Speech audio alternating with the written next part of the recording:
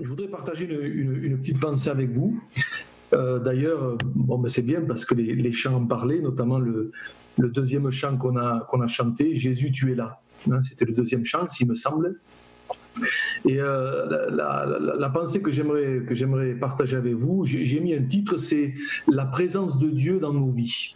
Voilà. Et j'aimerais qu'on parle de ça ce matin parce que je crois que je voudrais qu'on réalise que c'est le plus important. Au-delà de tout ce qui peut arriver, de tout ce qui peut graviter autour de nous, peut-être même en ce moment, le plus important, c'est la présence de Dieu dans nos vies.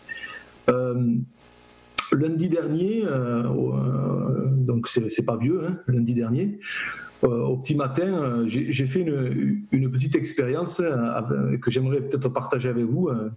Alors, le pasteur, il est où? Il y a un micro là. Participant. Voilà.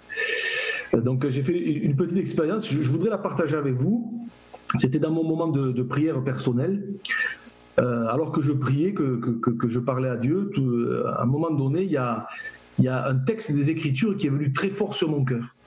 Alors je ne sais pas comment Dieu vous parle à vous, je ne sais pas comment ça se passe pour vous, mais personnellement, je ne vais pas dire que c'est tout le temps comme ça, mais c'est souvent comme ça. Dieu me parle souvent de cette façon-là. Je suis en train de prier et puis tout d'un coup, il y a un texte, un verset, un mot qui vient fort sur mon cœur. Et là, lundi dernier, pendant ce moment de prière, il y a un texte qui est venu fort sur mon cœur.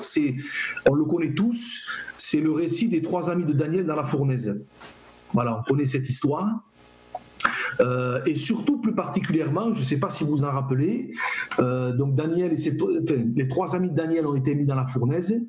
Et puis, il y a des détails qui sont impressionnants, puisqu'il nous est dit que les gardes qui ont jeté les 3 amis de Daniel sont morts, vous voyez, tellement la fournaise était chauffée. Et à un moment donné, la Bible dit que Nebuchadnezzar, il va se précipiter à la fournaise, tout effrayé, et il va dire ceci: n'avons-nous pas jeté au milieu du feu 3 hommes liés? Et ils répondirent au roi: certainement. Et c'est ça que j'avais à cœur. C'est ça vraiment qui est venu sur mon cœur. Nebuchadnezzar va dire: eh bien, je vois 4 hommes sans lien qui marchent au milieu du feu et qui n'ont point de mal, et la figure du 4e ressemble à celle d'un fils des dieux. Voilà. Et on sent que c'est quelque chose qui a interpellé Nebuchadnezzar. Qui était ce 4e homme qui était là? Nous savons que c'est le Seigneur qui était avec eux. Et quand ce verset, ce texte est venu sur mon cœur, j'ai dit ce que tout le monde aurait dit: Seigneur, qu'est-ce que tu veux me dire? Qu'est-ce que tu veux me montrer avec ça? Et donc, mon moment de prière a fini. Et je me suis levé, j'ai terminé ce moment, c'était, je sais pas, 7h moins le quart, par là, le matin. Et la première chose que j'ai faite, c'est que j'ai pris mon portable. Et là, sur mon portable, il y avait un message qui m'annonçait, qui me disait ce qui venait d'arriver à Marie-Jo. Et là, tout de suite, j'ai compris.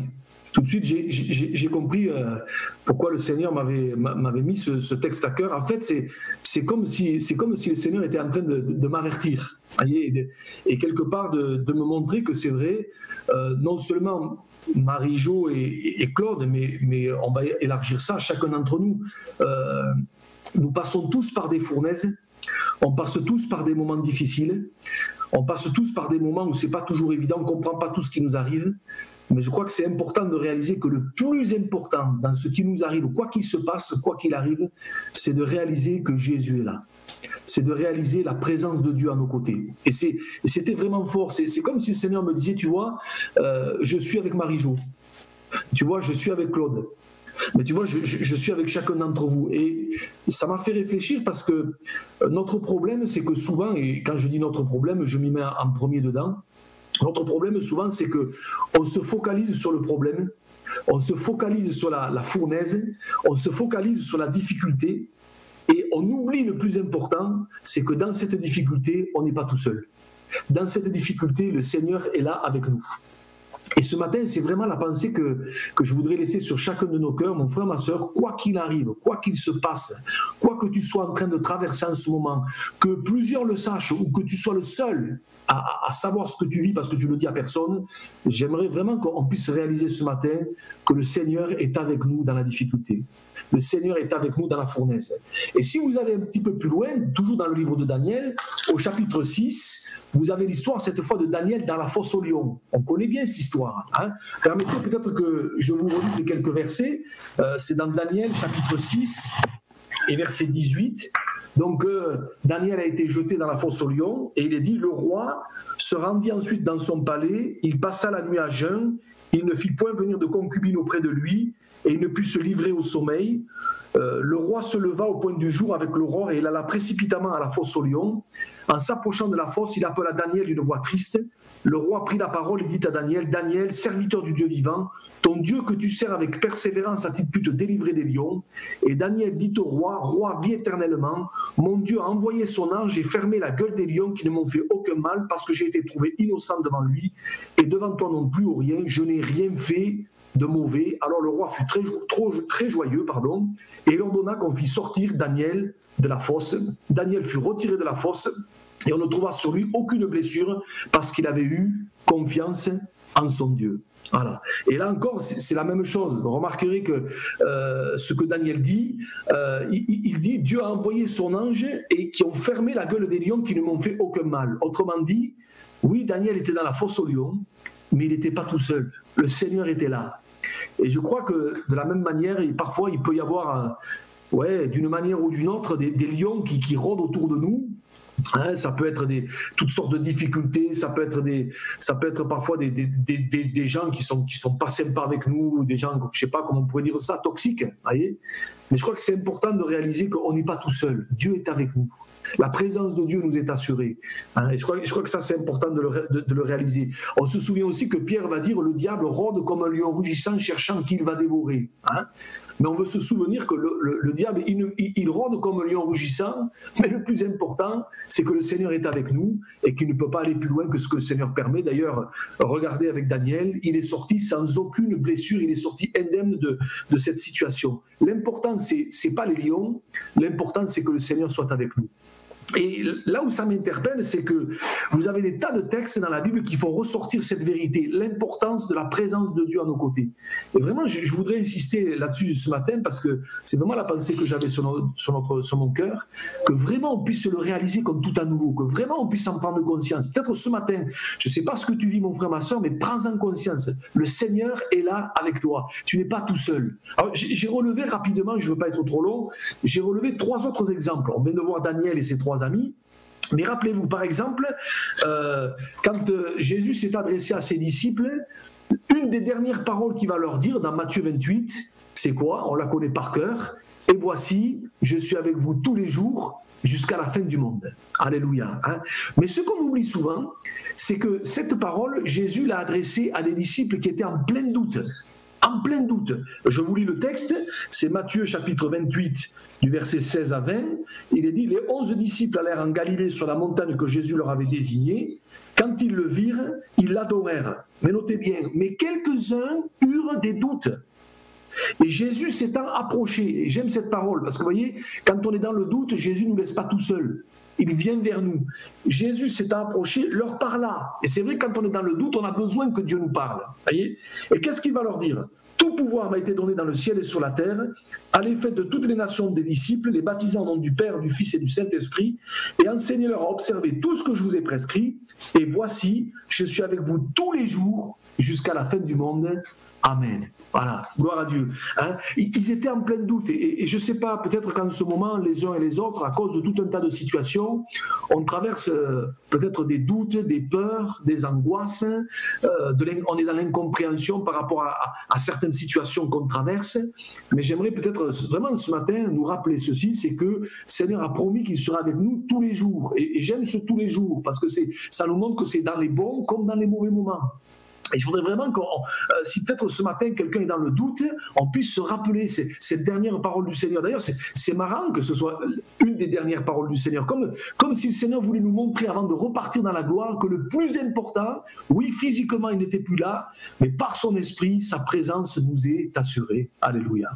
Puis je pensais aussi et je ne pouvais pas ne pas en parler, un autre exemple, c'est le fameux psaume 23. le psaume du berger, on connaît bien, l'Éternel est mon berger, je ne manquerai de rien, hein. Il me conduit, il me dirige. Et puis il y a cette magnifique parole, psaume 23, verset 4, qui dit ceci: quand je traverse la vallée de l'ombre de la mort, je ne crains aucun mal, et j'allais dire parce que même là, car tu es avec moi.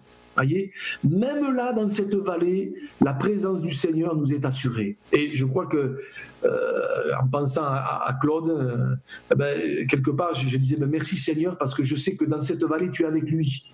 Il n'est pas tout seul. Voyez, même dans la vallée du deuil, même là, le Seigneur est là. Sa présence nous est assurée. Je ne vous apprendrai rien en vous disant que dans la Bible, la vallée, c'est souvent synonyme de difficulté, c'est souvent synonyme de moments compliqués. D'ailleurs, ici, il est question de la vallée de l'ombre de la mort, mais dans un autre psaume, le psaume 84, il est question de la vallée de Baca, la vallée des pleurs, la vallée des larmes. Voyez, mais je crois que c'est important de réaliser que quelles que soient les vallées par lesquelles nous pouvons passer, peut-être c'est le cas en ce moment, mais combien c'est bon d'entendre « mais tu es avec moi ». Alléluia. Je ne crains aucun mal dans cette vallée parce que tu es avec moi. Je crois que c'est important de réaliser que la vie chrétienne, elle est faite de montagnes, elle est faite de sommets, mais elle est faite aussi de vallées. Je pense à ce texte des évangiles qu'on connaît bien où vous avez Jésus avec 3 de ses disciples, Pierre, Jean et Jacques qui étaient sur la montagne et qui ont vu la transfiguration, Jésus transfiguré, ils ont vécu un moment de gloire. D'ailleurs, vous vous rappelez que Pierre ne voulait plus partir. Maître, il est bon que nous soyons ici, dressons 3 tentes, une pour toi, une pour Moïse, une pour Élie. Et il était tellement bien qu'il ne voulait pas repartir. Et c'est vrai que quand on vit des moments sur la montagne avec Dieu, on n'a pas envie que ça s'arrête. On n'a pas envie que ça finisse. Voyez, et puis malheureusement, oui, il a fallu redescendre. Et vous vous rappelez, quand ils sont redescendus dans la vallée, ils sont tombés sur ce père qui était venu trouver les disciples de Jésus parce que son fils était possédé, tenu par un mauvais esprit, qui jetait le gamin tantôt dans l'eau, tantôt dans le feu. Ce père va dire à Jésus, mais j'ai prié tes disciples de le chasser, ils n'ont pas pu. Vous voyez, ils arrivaient de la montagne, ils avaient vécu quelque chose de très fort avec Dieu, et puis tout de suite ils se retrouvent dans la vallée, et là ils sont confrontés à des difficultés. Et j'ai envie de dire, mais quelque part, la vie chrétienne c'est ça. Il y a des moments sur la montagne, et puis il y a des moments dans la vallée. Mais je crois que l'important, c'est de réaliser que quel que soit le moment qu'on traverse, et si peut-être on est dans une vallée en ce moment, quel que soit le nom qu'elle porte, je crois que c'est important de nous rappeler que le Seigneur est avec nous. On a chanté tout à l'heure « Jésus, tu es là ». Je pense à cet autre chant que j'aime beaucoup et qui me touche chaque fois qu'on le chante. « Ta présence, c'est le ciel pour moi ». Mais c'est ça notre richesse. De réaliser que quels que soient les moments par lesquels on passe, de réaliser que Jésus est là, on n'est pas tout seul. Alléluia. Et puis j'ai pensé à un dernier exemple, c'est l'histoire de... Alors je le cite beaucoup en ce moment, que ce soit dans les lives ou dans les exemples que je donne, c'est Joseph dans l'Ancien Testament. Nous, quand on lit l'histoire de Joseph, je crois qu'on ne se rend pas compte que pour lui, ça a été une galère. Il a vécu ça au jour le jour. Il ne savait pas ce qui allait arriver le lendemain. Il ne savait pas comment ça allait finir pour lui. Il ne savait pas. Nous, on connaît la fin de l'histoire. Nous, quand on lit l'histoire avec Madame Potiphar, quand il s'est retrouvé en prison, tout de suite, il nous vient à l'esprit de oui, mais bon, il en est sorti. Oui, mais ça ne s'est pas fait en 30 secondes, cette affaire. Ça s'est fait dans une paire d'années. Voyez. Et dans le livre des Actes, au chapitre 7 et au verset 9, vous avez à un moment donné ce texte où Étienne va rappeler un petit peu, avant d'être lapidé, va rappeler à tous ces gens qui étaient là pour lui faire du mal, va rappeler un petit peu l'histoire d'Israël. Et il va dire entre autres ceci, Actes chapitre 7, versets 9 et 10, il va dire « Les patriarches jaloux de Joseph le vendirent pour être amené en Égypte, mais Dieu fut avec lui et le délivra de toutes ses tribulations. » Voyez, ce qui a fait la différence pour Joseph, c'est la présence de Dieu. Mais Dieu fut avec lui. Alléluia. Voyez, vous lisez Genèse 39, 4 fois il est dit « mais Dieu fut avec lui ». Voyez. Et mon frère, ma soeur, je crois que c'est important dans ce moment qu'on passe ensemble, peut-être de réaliser que quel que soit ce qu'on peut vivre, ce qui fera la différence, c'est toujours la présence de Dieu à nos côtés. C'est toujours ça qui fera que quelque part, notre foi restera intacte, on restera debout, on traversera la difficulté, mais on la traversera différemment. pas de la même façon. Pas de la façon comme ceux qui n'ont point d'espérance, comme dira l'apôtre Paul d'ailleurs. Hein. Voyez, oui, effectivement, Joseph, il est passé par la vallée de la souffrance, il est passé par la vallée de l'injustice, il est passé par la vallée de l'incompréhension, il n'a pas compris certainement sur le coup tout ce qu'il vivait, mais Dieu fut avec lui. Voyez. Je crois que c'est important de réaliser que des fois on passe par des vallées où il y a l'injustice, l'incompréhension, on ne comprend pas tout. Ça nous semble tellement des fois irrationnel ce qu'on vit, on se dit mais pourquoi on passe par là? Je crois que c'est important de réaliser que la présence de Dieu ne nous occulte pas les difficultés, par contre, elle nous permet de les passer et de les vivre différemment. Et je crois que ça, c'est quelque chose, peut-être, au travers de tous ces exemples que je viens de citer, que je voudrais peut-être qu'on puisse peut-être reconsidérer, qu'on puisse le réaliser comme tout à nouveau. Voyez, on a tellement l'habitude de parler de ça, Dieu est avec nous, la présence de Dieu, voyez, on sait que Dieu est là, il y a des versets qu'on cite machinalement, mais si Dieu est avec nous, qui sera contre nous? Voyez, mais c'est une chose que de citer les versets, de les savoir, ça n'est une autre que de le réaliser. Et je voudrais tellement que ce matin, on puisse réaliser comme tout à nouveau la présence de Dieu à nos côtés, et que c'est ça qui est tellement important, quand on sait que le Seigneur est là, quand on sait qu'on n'est pas seul, quand on sait que quelque part on n'est pas abandonné. Voyez, l'apôtre Paul le dira, hein, perdu mais non abandonné. Voyez, il y a des situations, on ne comprend pas, mais on sait une chose, c'est que le Seigneur est là. Voyez, et je voudrais vraiment que ça puisse nous encourager ce matin, les uns et les autres, face à tout ce qui est devant nous. Pour les gens, pour le monde, entre guillemets, c'est l'incompréhension, c'est l'inconnu, mais pour nous, non, dans le sens qu'on sait qu'on n'est pas tout seul, on sait que le Seigneur est là. Et ça fait notre richesse, ça fait notre joie. Alors, je voudrais terminer quand même en disant ceci, parce que je crois que c'est important de le rappeler, c'est que la présence de Dieu, je l'ai dit, c'est ce qu'il y a de plus précieux pour nous, mais comme tout ce qui est précieux, c'est fragile. C'est fragile. La présence de Dieu, c'est précieux, mais c'est fragile. Voyez, on ne peut pas faire n'importe quoi avec la présence de Dieu. Voyez, on ne peut pas vivre n'importe comment. C'est pour ça que quelque part, sa présence, elle nous donne des responsabilités. Voyez, sa présence, elle demande du sérieux. Sa présence, elle demande de la consécration. Sa présence, elle demande de la sanctification. Sa présence dans nos vies, elle demande de la profondeur. Voyez, c'est précieux.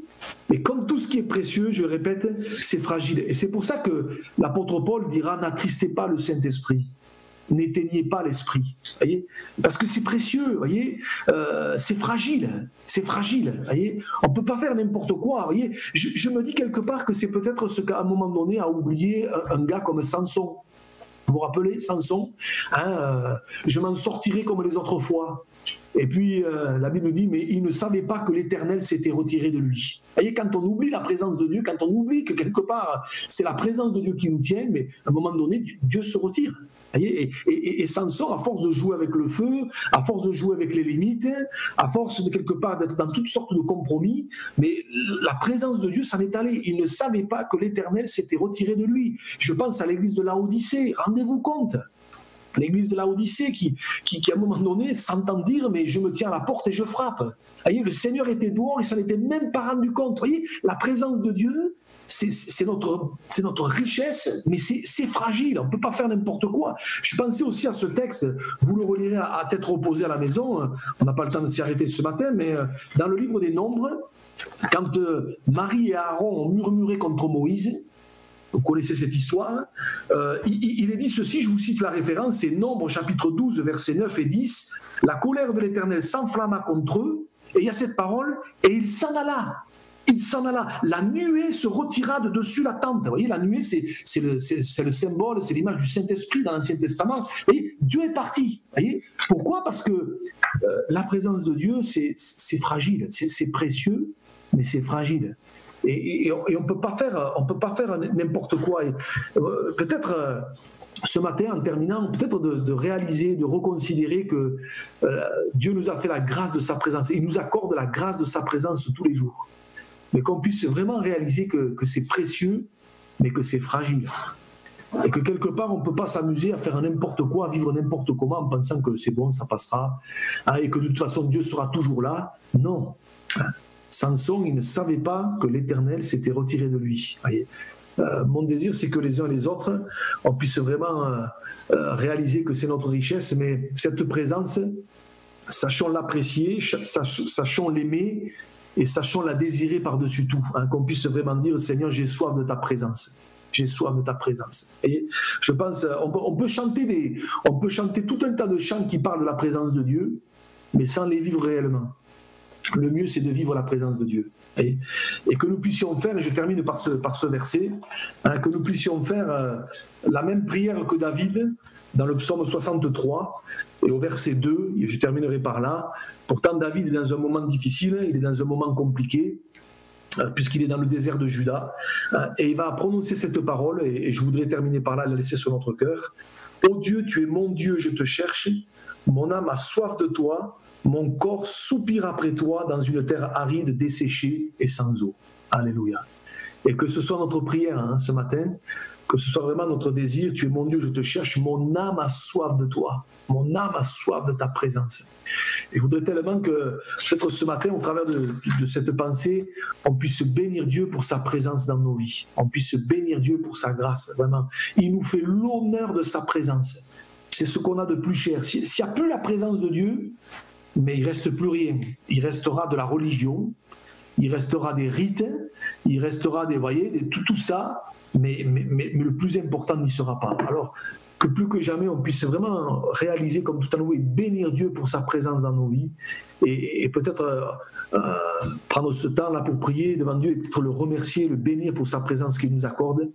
Alors on veut le faire de tout notre cœur. Voilà, c'était la pensée que je voulais laisser sur votre cœur ce matin, mais que vraiment les uns et les autres, on puisse peut-être prendre un temps là pour bénir Dieu, hein, pour le louer, pour le rendre grâce pour sa présence.